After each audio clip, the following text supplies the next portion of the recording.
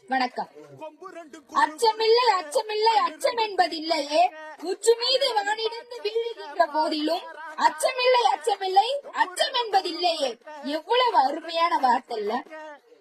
எவ்வளவு அருமையான வரிகள் மூலியமா பாடல்களையும் கவிதைகளையும் எழுதி மக்கள் மனதில் இடம் பிடித்த ஒரு நபர், ஒவ்வொரு பிள்ளைகளுடைய மனதிலும் இடம் பிடித்த ஒரு நபர் யார் பாத்தீங்கன்னா நம்ம மகாகவி பாரதியார். ஆனா இன்னைக்கு அவருக்கு வந்திருக்கிற நிலைமை என்ன? அவரை பார்த்து கஞ்சா குடிக்கிங்கிறான். உனக்கு தெரியுமா அவரு கஞ்சா குடிக்கிங்கிறியோ? உனக்கு தெரியுமா?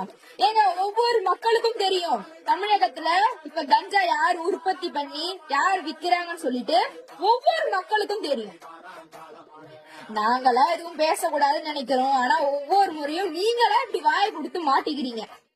சும்மா திமுக திமுக திராவிடம் திராவிடம் சொல்லி கட்டிட்டு இருக்கீங்களே, உங்க லிஸ்ட் எடுக்கலாமா? உங்க லிஸ்ட் எடுத்தா அப்புறம் தெரியும் கஞ்சா குடிக்க யாரு.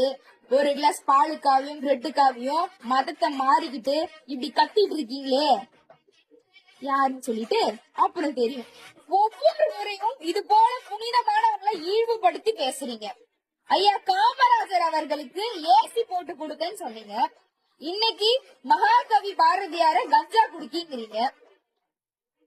தமிழ காட்டு மிராண்டி தமிழ்னு ஒருத்தர் சொன்னாரு. யாரு?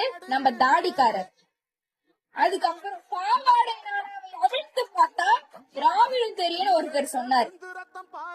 இந்த வார்த்தையெல்லாம் சொல்றதுக்கே எனக்கே கூச்சமா இருக்கு. அவர் எப்படி சொன்னாருங்கிறது தெரியல. இவங்களெல்லாம் உயர்ந்த இடத்துல இவங்களெல்லாம் உயர்த்தி வச்சிருக்கீங்க. தமிழகத்தில் இருக்கும் பிள்ளைகளுக்கு அப்பாவாக இருந்து உங்களுடைய கடமையை செய்து கொண்டிருக்கும் தமிழக முதல்வர் அவர்களே, அண்ணன் துணை முதல்வர் அவர்களே, அத்தை கனிமொழி அவர்களே, ஒண்ணு தெரிஞ்சுக்கோங்க. கத்தி கூர்மையானது. அது மத்தவங்களை குத்துறப்போ இனிமையாதான் இருக்கும். அதுவே நம்மள குத்துறப்போதான் அதனுடைய கொடுமை என்னங்கிறது நமக்கு தெரியும். நன்றி.